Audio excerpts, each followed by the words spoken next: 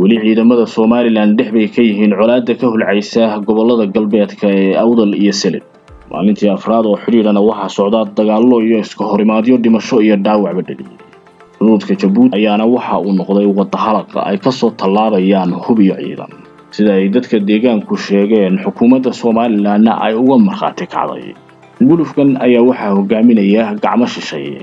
haddaba maxaynu ka naqaanaa sarkaalka ciidamada Soomaaliya ka tirsan ee ka dagaalamaya gobolada galbeedka Somaliland?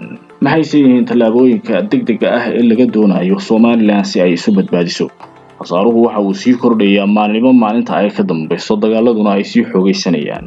inkasta oo ay ka dhacayaan meelo kala duwan shaar qabiil la sitaan, waxaase aan muran ka jirin in siyaasadii ay ka dambayso, taasi oo Somaliland cadaadis lagu saarayo, laguna khasbayo ka noqoshada go'aamo ay mustaqbalkeeda ka dhex arkayso.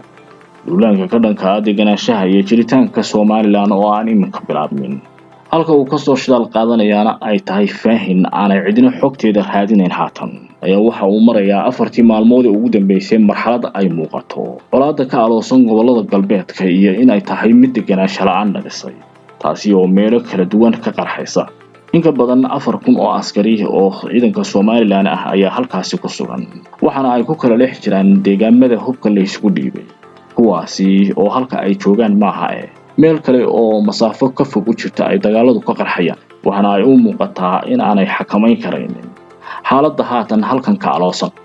dowladda warbaahinta xogaal helaysa ayaa sheegaya in xuduudaha Jabuuti iyo Itoobiya ay ka soo tallaabayaan ciidamo hubeysan oo saanadooda military wata, kuwaasi oo bilaabaya weerarada iyo dagaalada ka dhanka ah dadka deegaanka. inkastoo ay shaar qabiil sitaan, dowlado ayaa ka dambeeya oo dabada ka riixaya, kuwaasi oo hubka iyo hantiga ay ku dagaalamayaan ba u soo dhiibay. Cali Dirir oo ah sarkaal sare oo ka tirsan ciidamada Soomaaliya kana soo jeeda dadka deegaamadaasi ayaana hogaaminaya dirirtan ka aloosan gobolada galbeedka Somaliland, sida ay sheegeen ila wareegyada u dhun daroola iyo dhaqdhaqaaqyadii ugu dambeeyay ee deegaamadaasi ka dhaca dadka isha ku haya. waana sarkaal ku soo qaatay magaalada Muqdisho ee xarunta wadanka Soomaaliya tababaro, taasi oo loo diyaariyay in uu deganaansho la'aan ku abuuro Awdal iyo Seleed oo ah galbeedka Somaliland.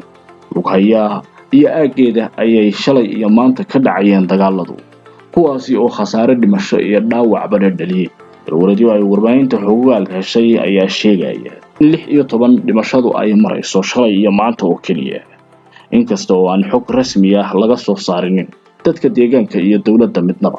sarkaalkan ciidamada hogaaminaya oo labada xuduudood ee Jabuuti iyo Itoobiya tuuboona u baxaa marka uu sii dhameeyo dagaalada iyo hawlgalka uu gudaha Somaliland u soo galay, ayaa ah mid halistiisu ay sareyso.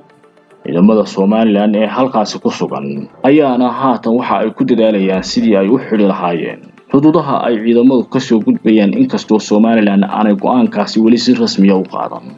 waana tan ay u soo jeedinayaan xeelarayaasha dhinaca militariga iyo dadka deegaanka aqoonta u leh in la xidho xuduudaha Itoobiya iyo Jabuuti ayaa ah halka kama dambaysta ah ee dagaaladaasi ay ku soo afgo'ayaan.